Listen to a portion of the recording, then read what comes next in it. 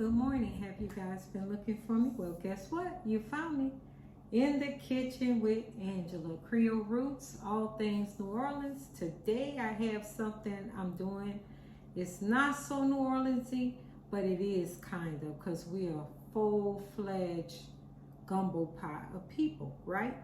So today I'm making some semi-homemade enchiladas, chicken enchiladas. And the reason why it's semi-homemade is because I'm not making the green sauce myself, okay? I'm just not. I also have a pre-shredded whole rotisserie chicken. I use the lemon pepper style. Everything's a little better with lemon in it when you're doing these kind of dishes. So I do have some queso fresco though. And I also have some cheese as well. Because you know I'm New Orleanian, I'm gonna do things a little bit different, but it's still gonna be great and bursting with flavor. I have my pan preheated. Also my oven is heated on 350.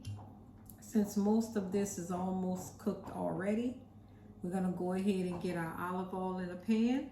Okay, I'm gonna go ahead and add some bay leaf. You know I am.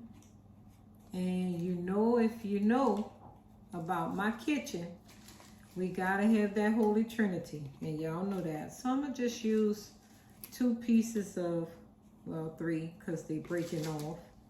I'll use a couple. A bay leaf, okay? I also have the Holy Trinity. If you know what you know, right? So I'm gonna drop my Holy Trinity in the pan. That's, if you don't know what that is, it's bell pepper, onion, and celery. Go ahead and follow me in my kitchen. I do videos weekly, preferably on weekends. So that's your bell pepper, onion, and celery right there. Okay, I have some garlic here that I'm gonna cut up. I chop up. So I'm going to use a small knife today. I'm just smashing it. Make it easy to get a hold of all the garlic.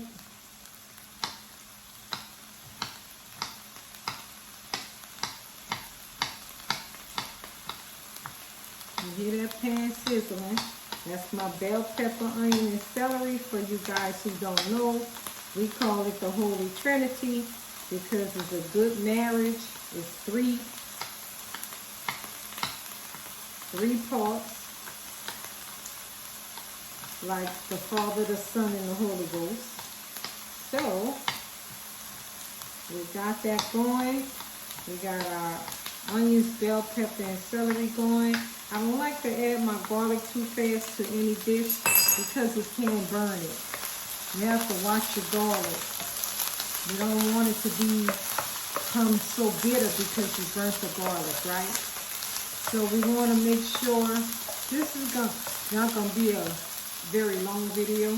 We want to make sure that the vegetables are translucent. Okay, and the way you do that is you saute them for about 3 to 5 minutes. But they are going to cook in the oven again as well. So, and you know you have to pull the bay leaf out of your pan because bay leaf is bitter. But if you like, go ahead and click on the description down below to check on the recipe. Get the helpful hints. This is going to be a quick and easy meal. The longest time is going to be in the oven because you have to let it cook until the cheese melts, right? So I'm going to go ahead and add my 3 garlic cloves.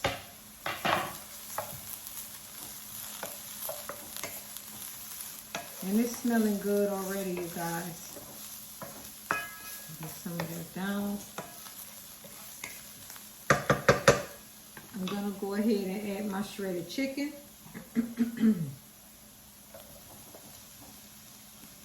Okay. I use the whole rotisserie chicken, dark and white meat.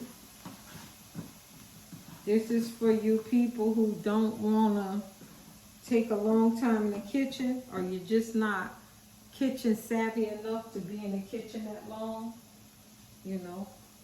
So I'm just spending time having a cup of coffee with my big brother. He passed away, so gotta have my coffee. And you know I'm still gonna season it a little bit. This is basically, you're heating up this chicken, basically, right? So I'm gonna still add my Creole seasoning, because Creole seasoning has all kinds of stuff in it. It's real good for seasoning stuff. It has black pepper, chili powder, spices, garlic, salt, you know, all that stuff. It's real good, right? So it has good flavors in it. I'm gonna go ahead and add some parsley flakes.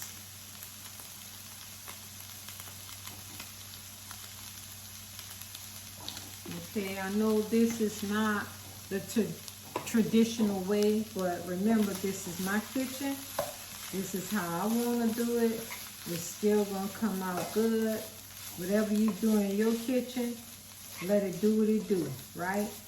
So the recipe, which is going to be easy, is going to be in the description down below. Remember, this is semi-homemade. So I'm going to go ahead and add my green chili sauce in there. I may not have needed all of this, but I'm going to go ahead and do it anyway. Okay, so whatever I have left remaining, we're just going to throw that in the freezer for another day, right? So we're going to let this come up to a boil, okay, which you really don't have to. Like I said, this is going to be cooked again in the oven, but I like to marry everything, right? So while that's coming up to a complete boil, I turned it up on high. I have my casserole dish ready. I'm not going to roll the enchiladas. I'm going to do a casserole. And see, it's starting to come to a quick boil because I already have everything pre-cooked, preheated, all that, right? Okay, so I'm going to turn this off. I'm going to go ahead and, I had some video problems. I'm going to go ahead and grease this with canola oil.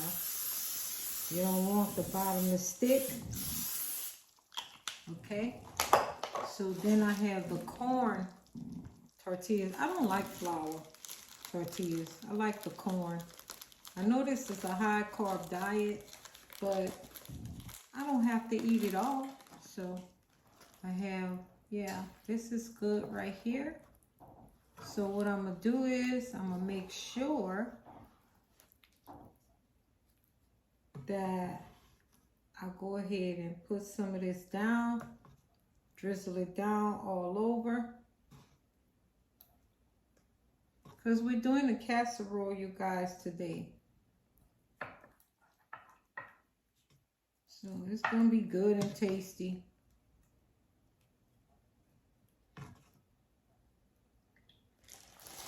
And I need to pull a bay leaf out as I go when I find the pieces.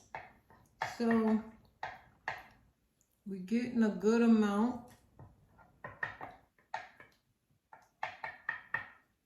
In here at the bottom of the pan. You don't want it to stick. This is my casserole dish.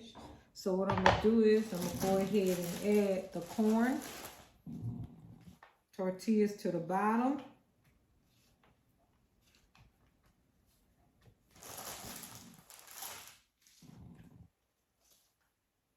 So sorry you guys, my video has been a little bit choppy today. Running out of storage for some reason, but I want you to subscribe to the channel. I have videos that I love to drop. I put my enchilada in the oven. It's an enchilada